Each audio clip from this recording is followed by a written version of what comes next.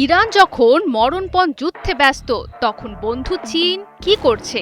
প্রশ্ন এখন বিশ্বময়। বিশ্ব রাজনীতিতে বেশ ঠান্ডা মাথার খেলোয়াড় হিসেবে পরিচিত চীন হইচই নয়, কাজ করে যায় নীরবে।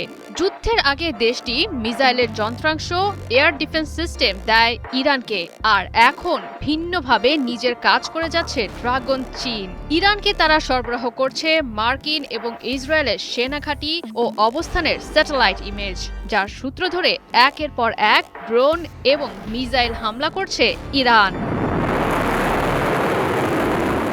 যুদ্ধ শুরু হওয়ার আগে চীনের বেসরকারি স্যাটেলাইটগুলো, যারা মূলত চীনের সামরিক বাহিনীর হয়ে কাজ করে, তারা প্রকাশ করে দেয় মার্কিন সেনা এবং যুদ্ধ সরঞ্জামের অবস্থানের কথা। এ নিয়ে রীতিমতো হইচই তৈরি হয়। এর আগে আমেরিকার বিরুদ্ধে এমন প্রযুক্তিগত যুদ্ধ আর কাউকেই করতে দেখা যায়নি। ইরানে আক্রমণের আগেই মার্কিনীদের তথ্য প্রকাশ করে দিয়ে মূলত একটি বার্তা দিতে চেয়েছে চীন। আমেরিকার প্রযুক্তিগত শ্রেষ্ঠত্বে ভাগ বসাতে শি জিনপিংয়ের দেশ যে প্রস্তুত তা এখন স্পষ্ট। যুদ্ধ শুরুর পর চীন এবার নেমেছে নতুন এক খেলায়, যে খেলা মনে করিয়ে দেয় ২০২২ সাল থেকে এখনো চলা রাশিয়া ইউক্রেন যুদ্ধে ন্যাটো এবং আমেরিকার ভূমিকার কথা। রাশিয়ার বিরুদ্ধে ইউক্রেনকে এই শক্তিগুলোর সাহায্য সেই যুদ্ধ ৪ বছর পর্যন্ত টেনে এনেছে, যা বিপাকে ফেলেছে রাশিয়াকে। এবার একই কাজ কি করতে চায় চীন আমেরিকার বিরুদ্ধে? এটি এখন লাখ টাকার প্রশ্ন।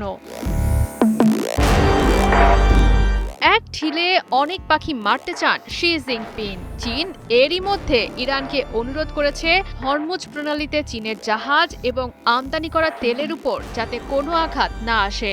শোনা যাচ্ছে ইরান অবরোধের আওতামুক্ত রাখবে চীনের বাণিজ্যিক স্বার্থকে। অন্যদিকে বন্ধু ইরান নির্বিচারে হামলা করছে আরব আমিরাত, কাতার, কুয়েত এবং সৌদি আমেরিকান স্বার্থের উপর। ইরানের প্রতিরোধ সক্ষমতা টিকিয়ে রাখতে চীন যে গোপন সহায়তা করছে না, তাই বা কে বলবে? যুদ্ধ যত দীর্ঘায়িত হবে তত সামরিক এবং অর্থনৈতিক ক্ষয় হতে থাকবে আমেরিকার। যে পরিস্থিতিতে রাশিয়া পড়েছে, সেই পরিস্থিতিতে আমেরিকাও পড়বে কিনা তা প্রশ্ন সাপেক্ষ হলেও চীন যে চাইবে এমন পরিস্থিতি তৈরি করতে, তা বুঝতে ভূ রাজনীতির খবর অত বেশি না রাখলেও চলে। এছাড়া মধ্যপ্রাচ্যে আমেরিকার ব্যস্ততার সুযোগে চাপ কমবে ইন্দো প্যাসিফিক অঞ্চলের ওপর, ফলে এই অঞ্চলে বাড়তি সুবিধা পাবে চীন। জয়া সরকার, ৭১।